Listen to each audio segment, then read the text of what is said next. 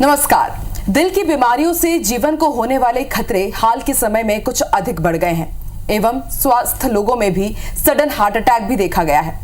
दिल से दिल तक हेल्दी हार्ट टॉक शो हर भारतीय को हृदय रोग के बारे में शिक्षित और सचेत करने की एक जन जागरूकता पहल है।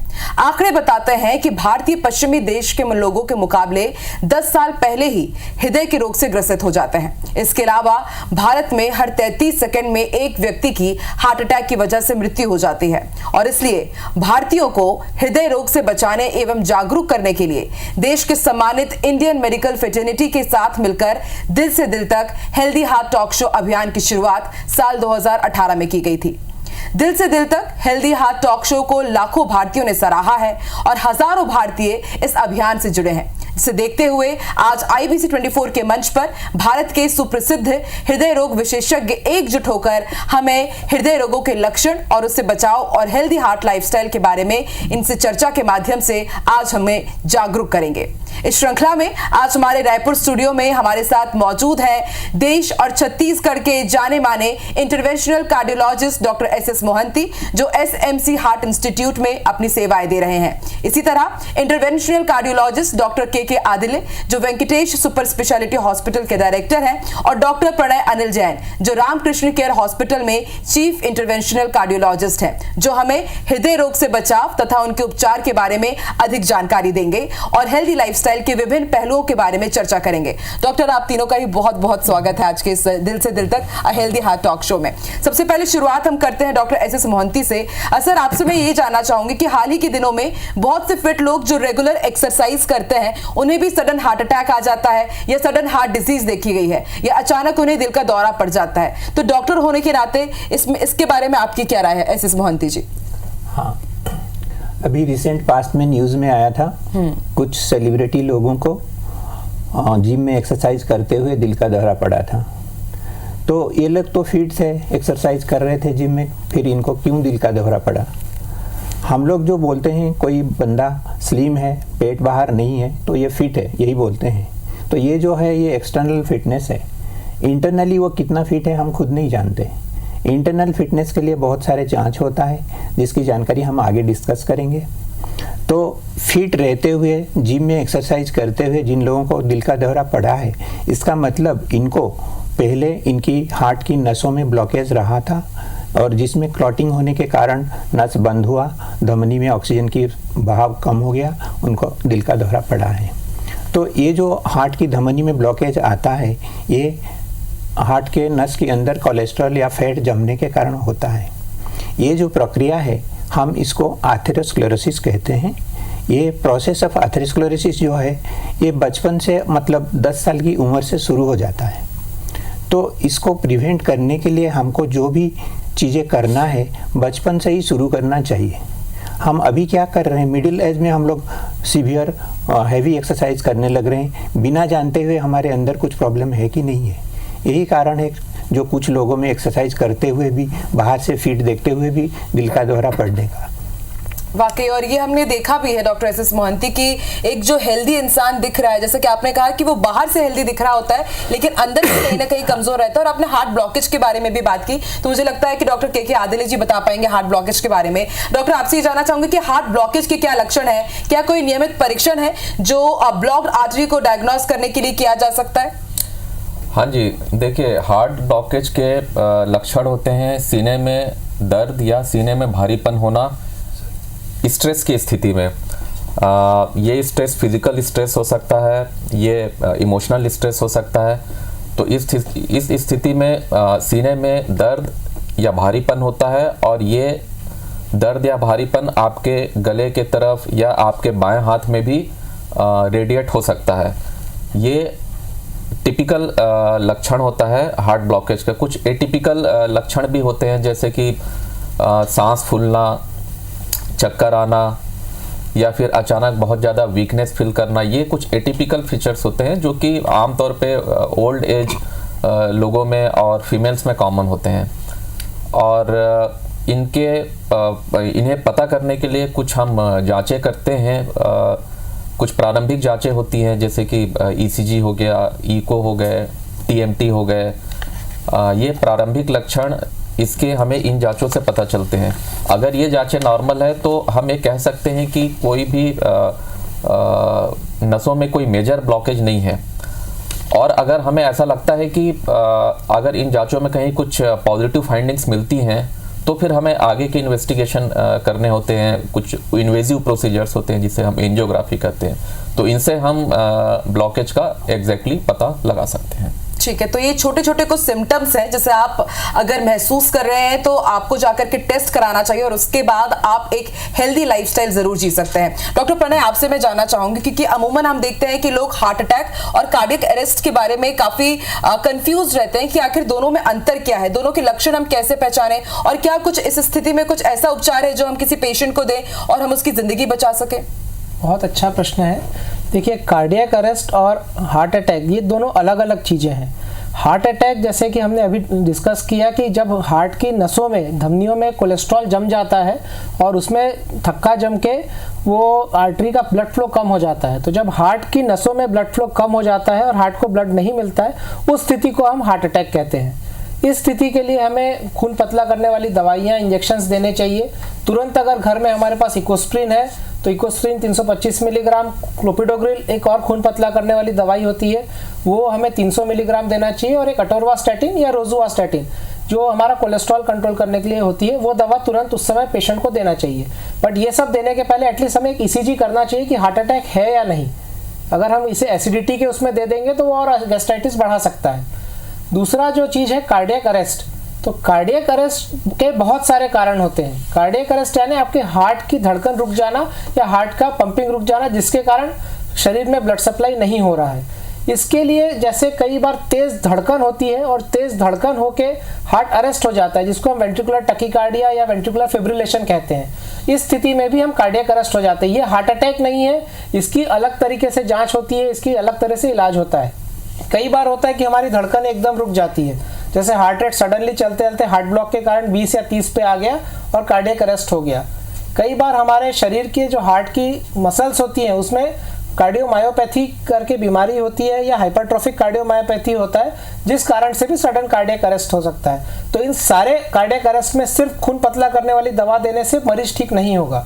तो कार्डियक अरेस्ट हार्ट का रुक जाना है, जिस कारण से पूरे शरीर में ब्लड सप्लाई नहीं होता है। हार्ट अटैक तब होता है जब हार्ट की नस का ब्लड सप्लाई रुक जाए थक्का बनने से।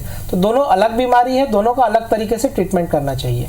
और डॉक्टर प्रणय, अभी तक मुझे भी यही लगता था कि शायद हार्ट अटैक और कार्डियक अरेस्ट सेम होता है, क्योंकि अमूमन हम देखते हैं कि न्यूज में इस तरह का आता है तो लोग काफी कंफ्यूज रहते हैं कि कार्डियक अरेस्ट क्या है और हार्ट अटैक क्या है। और इसी तरह एक काफी प्रचलित वर्ड आजकल एसएस मोहंती जी हो गया है, साइलेंट हार्ट अटैक। तो क्या ये हार्ट अटैक से अलग होता है और क्या इसके कोई लक्षण हार्ट अटैक से नहीं मिलते हैं, और किस तरह के मरीजों में ये ज्यादा आ सकते हैं, इसके लक्षण क्या होंगे? जैसे साइलेंट हार्ट अटैक हम बोलते हैं, इसका मतलब ये है कि हार्ट अटैक हुआ है और साइलेंट है। साइलेंट मतलब मरीज को पता ही नहीं चला है कि उसको हार्ट अटैक हुआ है। तो ये मरीज में क्या है, मरीज को कुछ ना कुछ सिम्टम्स तो होते हैं जो मरीज इग्नोर कर देता है। यही मरीज जब दूसरे कारण डॉक्टर के पास जाते हैं तो वहाँ ईसीजी होता है या इको जांच होता है तो पता चलता है इनको पहले कभी ना कभी हार्ट अटैक हो चुका है। तो यही साइलेंट अटैक है। नॉर्मली हार्ट अटैक की जो सिम्टम्स होता है, चेस्ट पेन होता है, और आम आदमी सोचते हैं हार्ट हमारा लेफ्ट साइड है तो चेस्ट पेन लेफ्ट साइड हो तो वो हार्ट की पेन है, बट ऐसा नहीं है। हार्ट की दर्द जो है नाक के नीचे और नाभि के ऊपर कहीं भी हो सकता है। और कुछ अनकॉमन सिम्टम्स है जो डॉक्टर आदिले ने बता चुके हैं, जैसे कि चक्कर आना, घबराहट हुआ, बेचैनी हो गए, थोड़ा पसीना आया, उल्टी हुआ और ज्वलन होता है सीने में। खास तौर पर ये ज्वलन की सिम्टम्स को लोग एसिडिटी और गैस समझ के रुक जाते हैं, ट्रीटमेंट नहीं लेते हैं, जांच नहीं कराते हैं, और यही साइलेंट हार्ट अटैक की लक्षण होता है। तो यही सब अनकॉमन चीज़ें भी अगर होए और कम मात्रा में आपको हो रहा है, इसके लिए आपको अपने डॉक्टर से जांच कराना जरूरी है। साइलेंट अटैक हमको पता चल जाएगा, और ये कॉमनली डायबिटीज़ मरीज में होता है और फीमेल्स में होता है। वाकई एस मोहंती, आपने जो इसके सिम्टम्स बताए हैं कि नाक में दर्द होना, नाक के नीचे या फिर पेट के पास दर्द होना, और अमूमन हम ये सोचते हैं कि शायद ये दूसरी तरह का दर्द है, पेट दर्द है, लेकिन ये भी लक्षण हो सकता है साइलेंट हार्ट अटैक के। तो इस तरह के अगर सिम्टम्स आपको या आपके घर में किसी भी है तो आप जरूर डॉक्टर के पास जाइए। और हमारा उद्देश्य भी दिल से दिल तक हेल्दी हार्ट टॉक शो का यही है कि जो सही बातें हैं दिल से जुड़ी हुई वो आप तक पहुंचे। डॉक्टर आदिल, आजकल हम पेसमेकर के बारे में बहुत सुन रहे हैं, काफी प्रचलित वर्ड पेसमेकर हो गया है। तो किसको पेसमेकर की आवश्यकता होती है और क्या ये अलग अलग प्रकार के भी होते हैं, और कब वो स्थिति होती है कि हाँ अब एक पर्टिकुलर मरीज को पेसमेकर लगाने की जरूरत है? हाँ जी, देखिए हमारे हार्ट में एक इलेक्ट्रिकल सिस्टम होता है जिसको कि हम मेडिकल टर्म में कंडक्शन सिस्टम बोलते हैं। बेसिकली हार्ट में एक स्पेसिफिक साइट होता है जहाँ धड़कन पैदा होती है, और ये एक स्पेसिफिक रूट से होकर के एक दूसरे पॉइंट पे जाती है, और वहाँ से फिर ये बिजली की तरंगे पूरे दिल में फैलती हैं और दिल धड़कता है। अब दिल 1 मिनट में कितने बार धड़कना है ये इस बात पे निर्भर करता है कि आप उस समय क्या कर रहे हैं। जैसे कि अगर आप सो रहे हैं तो आमतौर पे दिल 1 मिनट में 60-65 बार धड़कता है, और अगर आप कुछ हेवी एक्टिविटी कर रहे हैं तो ये 150-180 तक पहुंच सकता है। ये एक नॉर्मल रिस्पांस होता है इस इलेक्ट्रिकल सिस्टम का। ये इलेक्ट्रिकल सिस्टम हार्ट का जब खराब हो जाता है, जब ये इसमें प्रॉपर कंडक्शन नहीं हो पाता है, तो इस कंडीशन को हम बोलते हैं हार्ट ब्लॉक। इस स्थिति में दिल की धड़कन एक फिक्स हो जाती है और किसी भी एक्टिविटी करने पर वो धड़कन नहीं बढ़ती है। तो ये स्थिति होती है जब हम शरीर में एक आर्टिफिशियल इलेक्ट्रिकल सिस्टम लगाते हैं जिसको कि पेसमेकर बोलते हैं। ये पेसमेकर एक्चुअली 2 प्रकार के होते हैं। इस बात पर निर्भर करता है कि वो 1 तार वाला है या 2 तार वाला, जिसे हम मेडिकल टर्म में सिंगल चेंबर पेसमेकर और डुअल चेंबर पेसमेकर बोलते हैं, जो कि दिल के 2 अलग अलग चेंबर्स में वो तार लगाए जाते हैं। विगत 8-10 सालों में कुछ नए पेसमेकर्स भी आए हैं जिनको कि हम लीडलेस पेसमेकर कहते हैं, जो कि एक जिसमें कोई तार नहीं होता है, कोई लीड नहीं होते हैं। ये एक छोटा सा कैप्सूल साइज का पेसमेकर होता है जिसको हम सीधे हार्ट के अंदर इम्प्लांट करते हैं। तो ये होते हैं पेसमेकर। ठीक है, तो पेसमेकर के बारे में भी यदि आपको कुछ जानकारी चाहिए तो आपको डॉक्टर आदिल ने इसकी पूरी जानकारी दी है। लेकिन सबसे ज्यादा इंपॉर्टेंट डॉक्टर प्रणय हो सकता है कि इसकी नौबत ही ना आए, हार्ट डिसीज से हम खुद को बचा सके, उसके लिए हमें क्या करना होगा, और डाइट और लाइफस्टाइल का क्या महत्व है कि हार्ट डिसीज से कोई भी एक पर्सन अपने आप को बचा सके? बहुत अच्छा प्रश्न है। देखिए, कोई भी बीमारी जो होती है हार्ट की, तो कुछ रिस्क फैक्टर्स जो मेजर रिस्क फैक्टर्स हम कहते हैं, जिसमें पहला आता है शुगर, दूसरा ब्लड प्रेशर, तीसरा कोलेस्ट्रॉल, चौथा मोटापा, 5वां स्मोकिंग या सिगरेट पीना, और 6वां तंबाकू गुड़ाकू या इस तरह का सेवन करना पदार्थों का। तो ये कुछ 6 मेजर रिस्क फैक्टर्स अगर हम कंट्रोल कर सकते हैं तो हम हार्ट डिजीज को रोकने में बहुत हेल्पफुल होता है। तो अगर कोई पेशेंट ये चाहे कि उसको ये सब बीमारियां नहीं है, वो तंबाकू का भी सेवन नहीं करता है, सिगरेट भी नहीं करता है, तो सबसे इम्पॉर्टेंट चीज़ है कि हम डेली एक्सरसाइज करें। अगर हम अपने शरीर के लिए आधा घंटा निकाल सकते हैं और हम मॉडरेट इंटेंसिटी एक्सरसाइज करें कि हम जितना ब्रिस्क वॉक करें, साइकिलिंग करें या जॉगिंग करें, और इतना ब्रिस्क होना चाहिए कि एटलीस्ट हमें पसीना आए। अगर हम टहलते हुए घूम रहे हैं तो हम उसको मॉडरेट इंटेंसिटी नहीं कहेंगे, वो आपको हार्ट डिजीज से नहीं बचाएगा। तो आपका मॉडरेट इंटेंसिटी वर्कआउट एटलीस्ट आधा घंटा होना चाहिए, और कम से कम हफ्ते में 5 दिन तो आपको करना है। 2 दिन आप एक्सक्यूज दे सकते हैं कि आप बिजी हैं ये, बट एटलीस्ट हफ्ते में 5 दिन आपको हैवी वर्कआउट ना करके मॉडरेट इंटेंसिटी वर्कआउट तो करना है, और 30 to 45 मिनट्स तक कम से कम करना है। दूसरा, खान पान में अगर हम ध्यान दें तो पहले हम बाजरा, जवार, मिलेट्स, रागी ये सब बहुत खाते थे। ये सब बहुत फाइबर में रिच प्रोडक्ट है, और ये सब के आपके उसमें विटामिन और फाइबर्स बहुत ज़्यादा है, और इनसे मोटापा नहीं होता है। तो अगर हम गेहूं की रोटी और गेहूं का कम करके, चावल थोड़ा कम करके, मिक्स्ड जो आजकल आटा चल रहा है जिसमें रागी, बाजरा, जवार इस तरह से मिक्स्ड कर सकते हैं, और खाते समय अगर हम लिमिटेड पोर्शन खाएं कि हम बहुत हैवी ना खाएं, और खाने के पहले अगर हम बहुत सारा फल फ्रूट, बहुत सारी सब्जियां, कच्ची सब्जियां खाते हैं और कम से कम आधा पेट हम इन चीज़ों से भर ले, उसके बाद अगर हम खाना खाएं तो हमारा कैलोरी इंटेक भी कम होगा, हमारा वजन कम करने में भी हेल्प करेगा और हार्ट डिजीज प्रिवेंट करने में भी हेल्प करेगा। बिल्कुल, डॉक्टर प्रणय ने ये छोटी लेकिन बहुत बड़ी बात बताई है कि आप पहले वेजिटेबल्स या पहले फ्रूट्स खा सकते हैं ताकि जो आपका डाइट रहे वो काफी कम रहे और आपकी हेल्दी डाइट रहे, और ये छोटे छोटे फैक्टर्स हैं जो हमें काफी कंट्रोल करने होंगे ताकि आप हार्ट डिजीज से बच गए।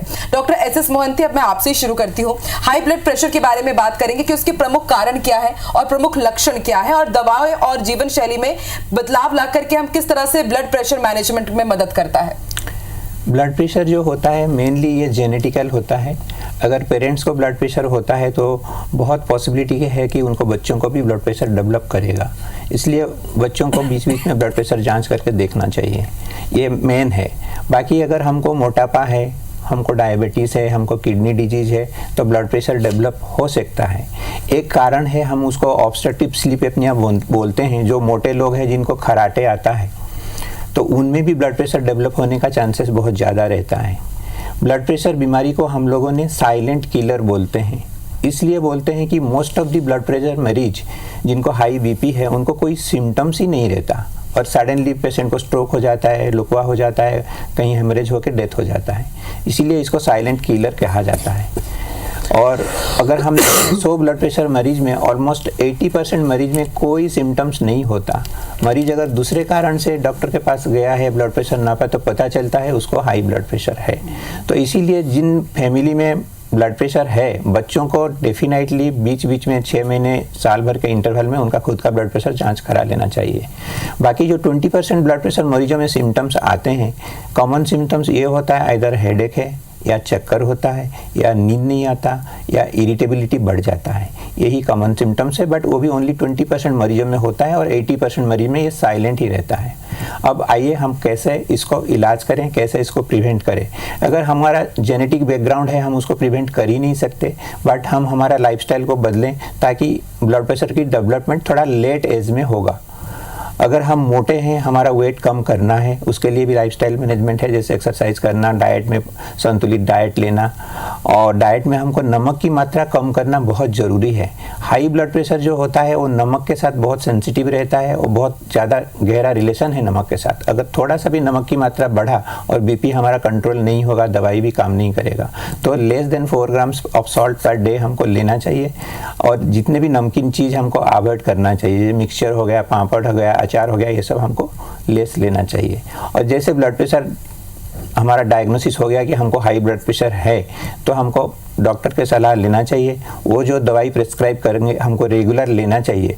कॉमनली ये गलत होता है कि जैसे हम ब्लड प्रेशर की दवाई लेना चालू किए, ब्लड प्रेशर नॉर्मल हो जाता है। हम घर में ब्लड प्रेशर मशीन रखे हैं, देखे कि ब्लड प्रेशर नॉर्मल हो गया और हम दवाई बंद कर दिए, और कुछ दिनों बाद फिर ब्लड प्रेशर बढ़ता है। ये नहीं करना चाहिए।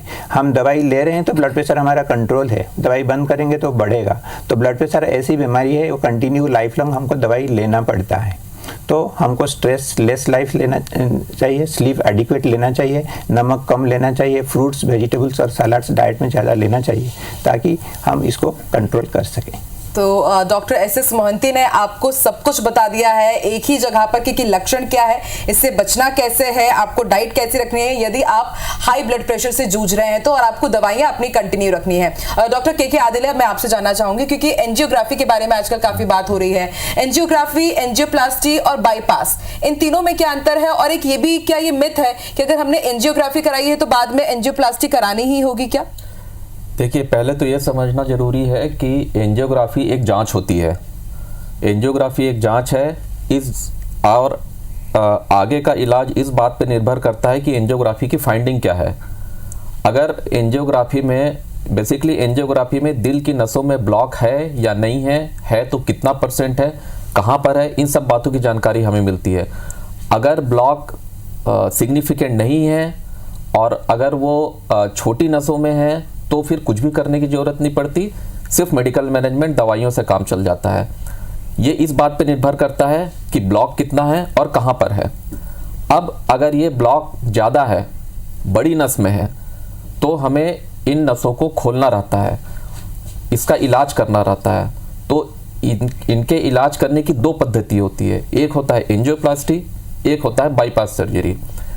एंजियोप्लास्टी में हम जिस तरह से एंजियोग्राफी करते हैं नसों से, उसी तरीके से नसों से ही जाकर के हम उस ब्लॉक वेसल में बैलूनिंग करते हैं और बैलूनिंग करने के बाद ज़रूरत पड़ने पर हम वहाँ पे स्टेंट डाल देते हैं। ये कोई ऑपरेशन नहीं है जिसमें किसी भी तरह की चीर-फाड़ करने की ज़रूरत पड़े या बेहोश करने की ज़रूरत पड़े। अमूमन ये 1 से 1.5 घंटे का प्रोसीजर होता है और आमतौर पे करने के 1-2 दिनों में मरीज की छुट्टी हो जाती है। तो ये होती है एंजियोप्लास्टी। बाईपास सर्जरी होती है बेसिकली ओपन हार्ट सर्जरी, जिसमें कि ये जो छाती के बीच में एक लंबा इंसिजन दिया जाता है या फिर चेस्ट के साइड से एक छोटा सा इंसिजन दिया जाता है और फिर कुछ नसें ली जाती हैं, उसको 2 नसों को आपस में जोड़ा जाता है, मतलब बाईपास ट्रैक बनाया जाता है। तो इसको बोलते हैं बाईपास सर्जरी, जो कि बेहोश करके की जाती है और इसमें अमूमन 7 से 10 दिन पेशेंट को हॉस्पिटल में ठहरना रहता है। तो अब किस मरीज में एंजियोप्लास्टी लगेगी, किस मरीज में बाईपास सर्जरी लगेगा, ये निर्भर करता है एंजियोग्राफी की फाइंडिंग पर। आमतौर पे अगर नसों में ब्लॉक मल्टीपल जगह रहते हैं, बड़े नसों में ब्लॉक रहते हैं, मल्टीपल साइट्स होते हैं ब्लॉक के, तो ऐसी स्थिति में और पेशेंट अगर स्पेशली अगर डायबिटिक है, उसका हार्ट का पंप कमज़ोर है, तो ये स्थिति आइडियल होती है बाईपास सर्जरी के लिए।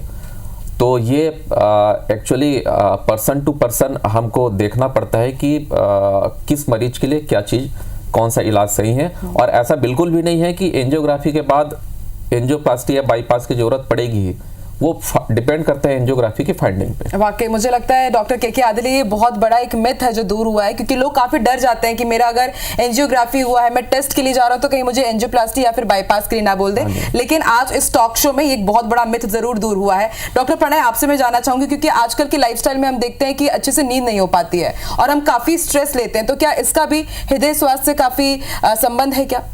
बिल्कुल, अच्छे से नींद ना होना और स्ट्रेस लेना दोनों भी हार्ट डिजीज़ बढ़ाने के कारण है। देखिए, जब भी हम स्ट्रेस लेते हैं और अच्छे से नींद नहीं होती है तो हमारा सिंपैथेटिक नर्वस सिस्टम ज़्यादा एक्टिवेट हो जाता है। तो जब हमारा सिंपैथेटिक नर्वस सिस्टम एक्टिवेट होगा, हमारे कॉर्टिसोल और ये सब बढ़ेंगे, तो चांसेस होता है कि हार्ट अटैक होने का और जो हमारे ब्लॉकेजेस हैं उनके बढ़ने का चांस बढ़ जाएगा। दूसरी तरफ से, जैसा डॉक्टर मोहंती सर ने भी बताया, कि जब हम अच्छे से सोते नहीं है तो हमारे सिंपैथेटिक ड्राइव बढ़ने से ब्लड प्रेशर भी बढ़ेगा। तो एक अनकंट्रोल्ड ब्लड प्रेशर का भी एक कारण ये होता है कि जब हम लेट नाइट जगते हैं, अच्छे से नींद नहीं ले पाते हैं, तो ये भी एक रीज़न होता है कि ब्लड प्रेशर बहुत ज़्यादा बढ़ रहा है या अनकंट्रोल्ड हो रहा है, तो कई बार वो एक रीज़न होता है। दूसरी चीज़ ये होती है कि हमारी जो लाइफस्टाइल है, कि हम लेट नाइट जग रहे हैं और लेट में खाना खा के सो रहे हैं, तो वो भी हमारा मोटापा बढ़ाने में रहेगा। तो जो भी सब चीज़ें हैं, इससे मोटापा बढ़ेगा, ब्लड प्रेशर बढ़ेगा और at the end of day वो विशियस साइकिल में जाके आप हार्ट डिजीज़ में ही फंसोगे। तो आपको अपनी नींद अच्छी लेनी चाहिए। डेली आपको एटलीस्ट 8 घंटे की अच्छी से नींद लेनी ही चाहिए। टाइम पे सो के अगर आप जल्दी उठते हैं, एक्सरसाइज करते हैं, फिट रहते हैं, तो आप हार्ट की बीमारियों से दूर रह सकते हैं। आप खाना कंट्रोल करेंगे, जैसे आप लेट नाइट ना खा के, जैसे मैं एक जैन हूँ, मेरा यही कहना होता है कि शाम के 7 बजे के बाद जो जैनों ने खाना बंद किया, तो अगर आप देखेंगे तो हमारे पेट को उससे आराम ही मिलता है। शाम के 7 से नॉर्मली जो जैन लोग हैं वो सुबह मंदिर के दर्शन के बिना खाना नहीं खाते हैं। तो जो इंटरमिटेंट फास्टिंग एक हमारा ये आया है आज के डेट में कि हम 15 घंटे 16 घंटे इंटरमिटेंट फास्टिंग करते हैं, तो जैनिज्म ये चीज़ तो बहुत पहले से बोल रहा है, हम शाम के 6-7 बजे के बाद खाना बंद करते हैं, सुबह 10-11 बजे के पहले हम भगवान के दर्शन के बिना खाते नहीं हैं। तो इंटरमिटेंट फास्टिंग जो एक चीज़ थी, वही सिद्धांत आजकल बहुत लोग फॉलो कर रहे हैं। ये आपका वेट कम करने में हेल्प करता है। आप रात में खाना नहीं खा रहे हैं, जल्दी सो रहे हैं, तो आप हार्ट डिजीज़ को अवॉइड कर सकते हैं। बाकी डॉक्टर प्रणय, आपने बताया कि एडिकेट नींद बहुत ज्यादा जरूरी है और डाइट बहुत ज्यादा जरूरी है, और स्ट्रेस फ्री लाइफ अगर आप जिएंगे तो आपका जो हार्ट है वो काफी हेल्दी रहेगा।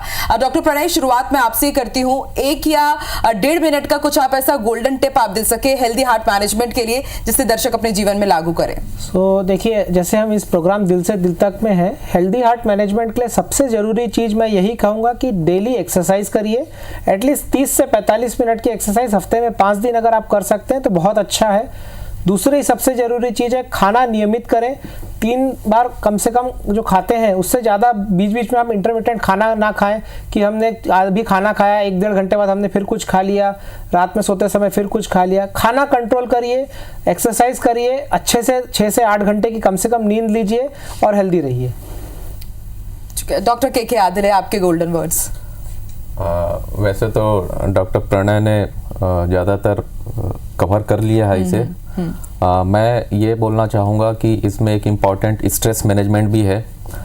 आप अपना आपको अपना स्ट्रेस लेवल कम रखना है, इसके लिए आप योगा कर सकते हैं, इसके लिए आप मेडिटेशन कर सकते हैं, क्योंकि ऐसा देखा गया है कि ये स्ट्रेस और जो डिप्रेशन है इसका भी डायरेक्ट रिलेशन है दिल की बीमारियों से। इसके अलावा दूसरी बड़ी बात है कि आप किसी भी तरह के नशे से दूर रहें, चाहे वो सूखा नशा है, चाहे वो गीला नशा है, लाइक सिगरेट, अल्कोहल, इन सब से आप बचें। आपका डाइट हेल्दी होना चाहिए, आपके डाइट में प्रोटीन, कार्बोहाइड्रेट, फैट, इसका एक प्रॉपर प्रोपोर्शन होना चाहिए। और जैसे डॉक्टर प्रेरणा ने बताया, regular physical activity, physically fit रहें। ये है गोल्डन टिप्स मेरी तरफ से। तो डॉक्टर के आदिल ने गोल्डन टिप्स दिए हैं और अब बारी डॉक्टर एस.एस. मोहंती जी की। Doctor SS. मोहंती जी, आपकी गोल्डन टिप्स। हमारे हार्ट को हेल्दी रखने के लिए मैं ये सलाह दूंगा कि हमको एक संतुलित आहार लेना चाहिए जिसमें low fat, low carbohydrate, high protein diet, plenty of fruits, vegetables, salads के साथ लेना चाहिए। मोटापा कम करना चाहिए, रेगुलर एक्सरसाइज करना चाहिए। शुगर, ब्लड प्रेशर है तो उसको कंट्रोल में रखना चाहिए। किसी भी फॉर्म में तम्बाकू सेवन नहीं करना चाहिए। एडिक्वेट 7 to 8 आवर्स स्लीप लेना चाहिए। रिलैक्स रहना चाहिए। प्राणायाम और योगा के साथ एक स्ट्रेस फ्री लाइफ लेना चाहिए। Thank you so much S S. Mohanty sir, हमें गोल्डन टिप्स देने के लिए। तो हृदय को स्वस्थ कैसे रखा जाए, इस पर आज हमारे दर्शकों के साथ महत्वपूर्ण जानकारी साझा करने के लिए आप सभी डॉक्टर्स का बहुत बहुत धन्यवाद। आप तीनों हमारे साथ जुड़े, हमारे साथ शामिल हुए, बहुत बहुत धन्यवाद। हमें यकीन है कि हमारे दर्शकों को महत्वपूर्ण जानकारी मिली है और आप सभी के द्वारा दी गई जानकारी का पालन हमारे दर्शक जरूर करेंगे। अधिक जानकारी के लिए लॉग इन करना ना भूलें फेसबुक पेज दिल से दिल तक हेल्दी हार्ट पर, और आप सभी दिल से दिल तक हेल्दी हार्ट अभियान से यूट्यूब, इंस्टाग्राम और ट्विटर के माध्यम द्वारा जुड़ सकते हैं। लॉग इन करना ना भूलें। देखते रहिए IBC 24। नमस्कार।